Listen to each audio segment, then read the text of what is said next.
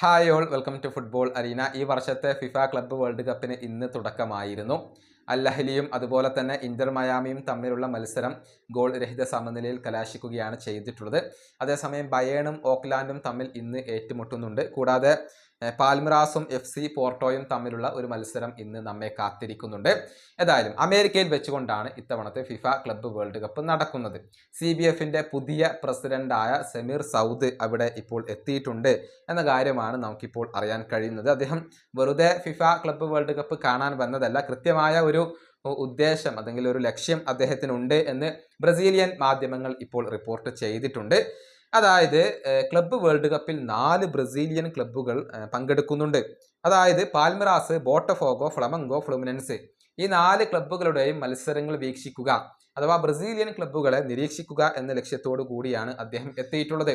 കൂടാതെ ഒരുപാട് ബ്രസീലിയൻ താരങ്ങൾ ഇത്തവണത്തെ ഫിഫ ക്ലബ്ബ് വേൾഡ് കപ്പിൽ പങ്കെടുക്കുന്നുണ്ട്. അതായത് ഇത്തവണത്തെ ഫിഫ ക്ലബ്ബ് വേൾഡ് കപ്പിൽ ഏറ്റവും കൂടുതൽ താരങ്ങളെ പങ്കെടുപ്പിക്കുന്ന രാജ്യം അത് ബ്രസീൽ തന്നെയാണ്.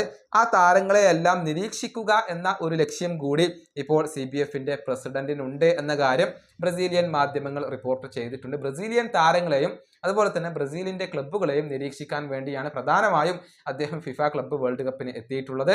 ഈ ക്ലബ്ബ് വേൾഡ് കപ്പിൽ ആകെ 142 ബ്രസീലിയൻ താരങ്ങളാണ് പങ്കെടുക്കുന്നത്. രണ്ടാം സ്ഥാനത്ത് അർജന്റീനയാണ് 104 താരങ്ങൾ. സ്പെയിനിന്റെ 54 താരങ്ങളും പോർച്ചുഗലിലെ 49 താരങ്ങളും ഈ ഒരു ഫിഫ ക്ലബ്ബ് വേൾഡ് കപ്പിൽ പങ്കെടുക്കുന്നുണ്ട് എന്നുള്ളതാണ്. ഇക്കാര്യത്തിൽ ബ്രസീൽ തന്നെയാണ് ഇപ്പോൾ ഒന്നാം സ്ഥാനത്ത് തുടരുന്നത്. ഈ താരങ്ങളെയെല്ലാം വീക്ഷിക്കാൻ വേണ്ടിയാണ് ഇപ്പോൾ CBFന്റെ പ്രസിഡന്റ് അമേരിക്കയിൽ എത്തിയിട്ടുള്ളത്.